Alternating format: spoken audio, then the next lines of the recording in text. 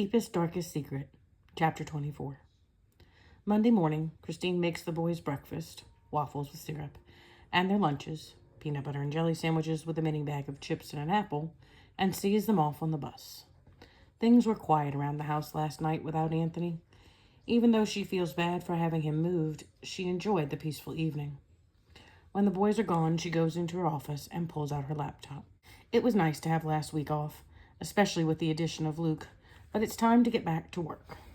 She signs on and groans at the thousands of emails that were delivered while she was out. For the next hour, she sorts through them.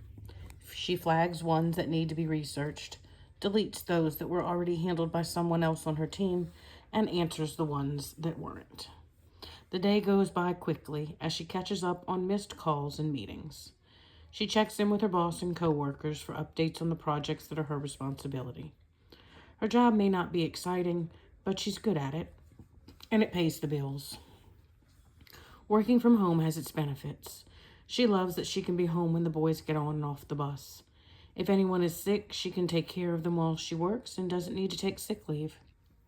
She doesn't need to take vacation time when school is out, so that leaves her plenty of vacation time to use for things she really wants to do. Before she knows it, she hears the bus pull up to drop the kids off. She looks at the time on her computer and is amazed that it's already 3 o'clock. She hears the door open and the patter of feet running down the hallway. Luke bursts into her office. His backpack is hanging off one shoulder, and he throws it to the ground when he reaches her desk. "Slow down there, Luke. What's got you all excited?" With his cheeks flushed from running all the way from the bus stop, Luke digs in his backpack and pulls out a piece of paper. He passes it over to her, chest stuck out proudly. On the paper is his name, written 5 times in shaky handwriting. He is beaming with pride. "That's fantastic, Luke. I am so proud of you," she praises. Marcus and Kevin now show up at her office door. "What did he show you? He didn't give us any clue why he was practically bouncing in his seat the whole ride home," Marcus tells her. Christine turns his paper around. "He wrote his name. He deserves to be excited. That's a big accomplishment when he only started learning a week ago. Next thing you know, he'll be writing whole sentences, and he'll be able to communicate with us by writing his thoughts." Luke jumps up and down, nodding and clapping. Maybe, he thinks. Sophia's day felt a lot longer. She had multiple court cases to attend. Her home visits seemed endless. There was more paperwork than she thinks she's ever had to do in her career. She has called Cindy a few times during the day to check on Troy, and she can't wait to get to her house. Bags packed, she leaves her office and heads straight there. Cindy greets her at the door. "Hey, Cindy, how's our patient?" "Cranky. My brother is not one to sit around all day. He did get up and hobble out onto the back porch to sit and watch the water. Hunk talked him into playing a little fetch, but that didn't last long. He has complained about the crutches, the cast itching, the food I made him, and just about everything else you can think of. It's your turn." Cindy hates seeing Troy like this. He's usually not a grumpy person. She has reminded him multiple times today to relax and let his body work on healing his leg. But he's hard-headed. "You sure aren't enticing me to go in there," Sophia laughs. "Before you do, will you sit for a minute with me?" asks Cindy. "Sure, what's on your mind?" They walk to the kitchen, where Cindy has already placed some mugs and a hot carafe of coffee. Sophia pours herself a cup and sits down. "I don't know how to say this. I know I'm going to sound like an overprotective big sister, but I just want to chat about you and Troy and Luke," Cindy begins. "Troy has had girlfriends in the past.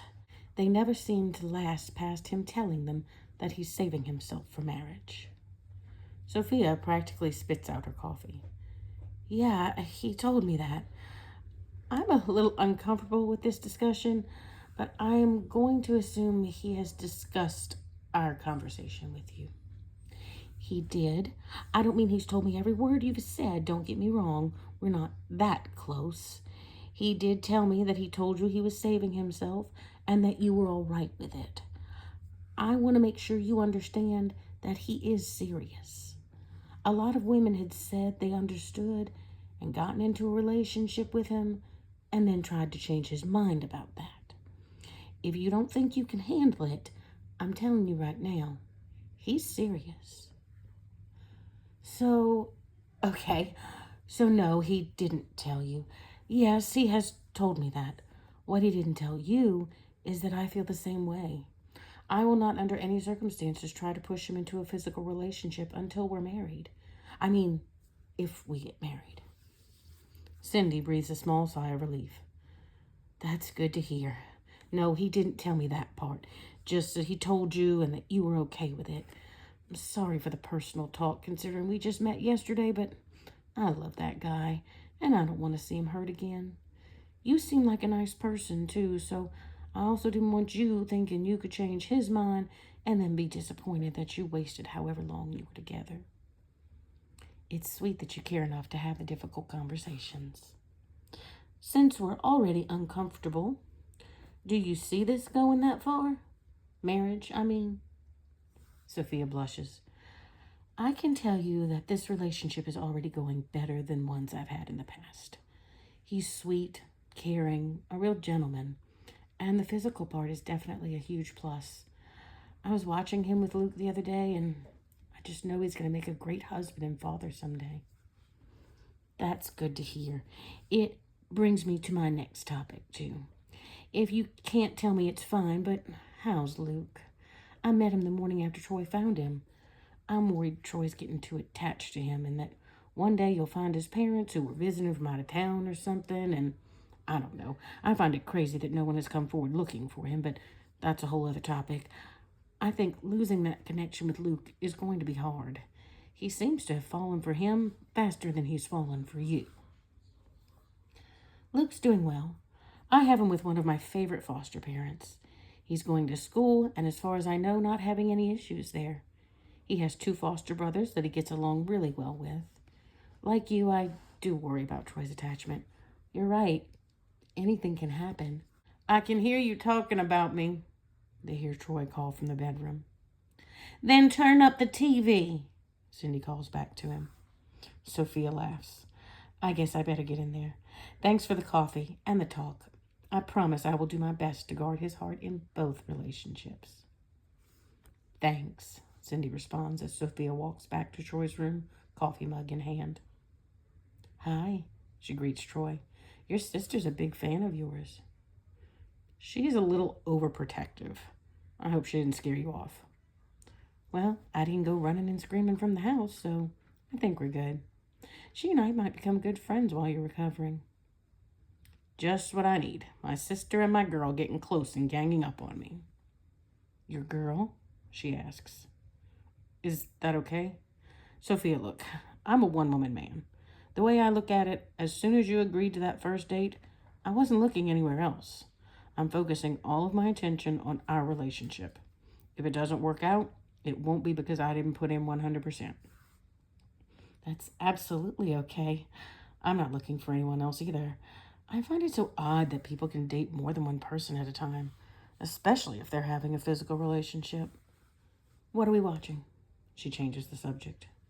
The rest of the evening is spent talking, laughing, and watching the cheesiest Western movie she's ever seen in her life.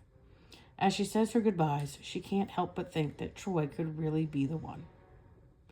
After Sophia leaves, Troy uses Cindy's computer to log into his work emails.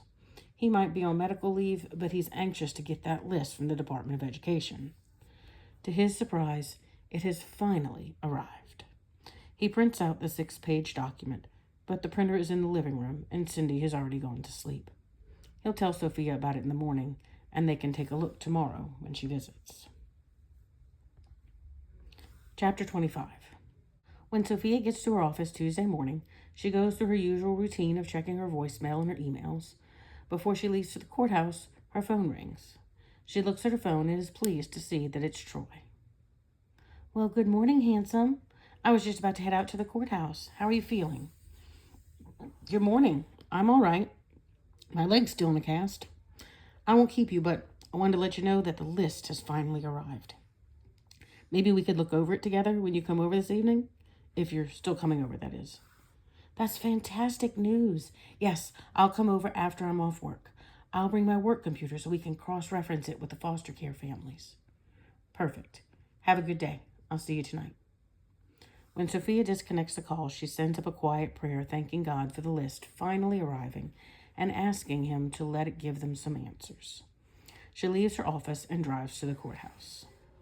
When she arrives, she sees Christine and Kevin waiting outside. Kevin's father has asked for a review of his case. He claims he is now clean and has found a real job, one that's legal. Christine is holding Kevin's hand as Sophia approaches. Kevin looks so grown up in his khaki pants and button-down shirt. Ready for this? Sophia asks Kevin. I know it's been a long time since he last tried to get himself straight so he could take care of you. I guess, Kevin answers. Do you really think he did it this time? Stop selling drugs, I mean? I can tell you that we have a letter from his employer. He hired your father a year ago to stock groceries in his store. There have been no complaints from other employees or from customers. He shows up on time every day. He has done the job he was told to do without complaining. The owner even moved him from stocking groceries to working a register. The court will drug test him, as always, but he says he hasn't touched any drugs in over a year. He has provided a lease for an apartment that started 6 months ago. The apartment complex has verified his residence and reported that he makes his rent payment on time every month. It all sounds really good, Kevin. I'm scared, Miss Jenkins. I know you've told me all along that this might happen, but after the first few years, I lost hope. I just knew I'd be in foster care my entire life unless they both died or decided to sign their rights away. That's understandable. The judge isn't going to let him take you home today. It doesn't work that way. If the judge likes what he sees, he'll order supervised visitation. That means that someone from my office, most likely me, will have to be present when he visits you. If he keeps those visitation appointments and does nothing he shouldn't, then we'll be back in court again to discuss reunification, Sophia tells him. Miss Jenkins and I will make sure you're safe, Kevin, Christine tells him. I'm not worried about the being safe part, Kevin explains. I just don't even know what to say to him. We haven't said anything more than hello to each other in years. What if he doesn't like me? What if I don't like him? Those are all normal concerns. It'll be awkward at first, but hopefully the two of you will find things you have in common to discuss. Maybe you'll like doing some of the same things. Just give him a chance. We need to get into the courthouse now. Together, they walk into the courthouse. There are a few cases before theirs. Kevin fidgets the entire time they're waiting. Christine has a book for both of them, but Kevin can't focus on reading. He jumps when they call his father's name. He looks okay, Kevin leans over and whispers to Christine. Definitely looks better than some of the other times we've seen him, she whispers back. The lawyer for Kevin's father provides the judge with all the documents Sophia mentioned to Kevin earlier. Once the judge reviews the material, he agrees the man has gotten his life together. Just as Sophia explained might happen, the judge orders 6 months of supervised visitation. Both parties involved will need to work together to find 2 days a week when they can visit. The judge bangs his gavel, and they all leave the building. Kevin's father approaches the three as they leave. He looks nervous. Hey, Kevin, I'm really excited to be able to visit with you and get to know you, son, he says. Me too, I guess, Kevin says. I know it's going to be strange at first, but I did all of this for you. When you were first born, I admit, I didn't want any kids. I was involved in all the wrong things, and I thought I had the best life. Over the years, I've come to realize that family's more important than all of that. It hasn't been easy, but I really think I'm at a point now where I can take care of you. I hope you can forgive me for taking this long. I'll give Miss Christine my number so we can make plans on my days off. I've been learning a lot about forgiveness, Kevin tells him. Miss G takes us to church. I promise to try my best. That's all I can ask for. I go to a non-denominational church in St. Pierre. The people there have been very accepting of me. I've met some wonderful, godly people. I can only hope to be half as good as they are. I guess you have to go to school now. I'll see you soon. When he walks away, Sophia and Christine commend Kevin for being polite and assure him that it's all going to be okay. Sophia returns to the courtroom to wait for her upcoming case. Her next 2 cases take on lives of their own. The last case takes so long that she has to cancel her home visits. When she finally walks out of the courthouse, it's already time to call it a day. She heads over to Cindy's house, anxious to help Troy review the list and call parents. Hopefully, this is the big break they've been waiting for in Luke's case. Cindy and Sophia have created a little habit over the last couple of days. Coffee and a chat first before visiting with Troy. At the table, Sophia gives Cindy a rundown of her day, careful not to mention any names, in order to protect her children and their parents' privacy. Cindy tells Sophia about her day. Still sick, still tired, still ready for Lincoln to make his arrival, but unfortunately, still 2.5 months to go. She also hands her the printout of the list. Troy had me hold this until you got here. He didn't want to start without you. In the spare room, Troy has propped himself up on some pillows into a sitting position. Cindy has been making him get dressed in the morning so he can move about the house freely and not give her any peeks she doesn't want to see. Troy is in a pair of running shorts and an old track t-shirt from Prelo High. He smiles as he sees Sophia enter. You are a breath of fresh air, he tells her. Things okay with you and Cindy? Oh yeah, but we do butt heads like most siblings. You think tomorrow you can bring me something greasy to eat? Cindy cooks too healthy for my taste. Sophia laughs. I think I can do that. She pulls her computer out of her briefcase and hands Troy the list. Cindy gave me the list. It was sweet of you to wait for me, she says, waving the papers around in the air. Troy takes the stack of papers from her. The list, he exclaims. I know this might be a good thing for Luke. But can I tell you, I'm not sure I want to find his parents. I'm excited and nervous at the same time. Sophia frowns. I know. Maybe things aren't like what we think. Maybe there's a reasonable explanation for the scars. Nothing comes to mind as being possibly reasonable about those, but I like your optimistic attitude. That's not really what I was thinking. I'm being selfish.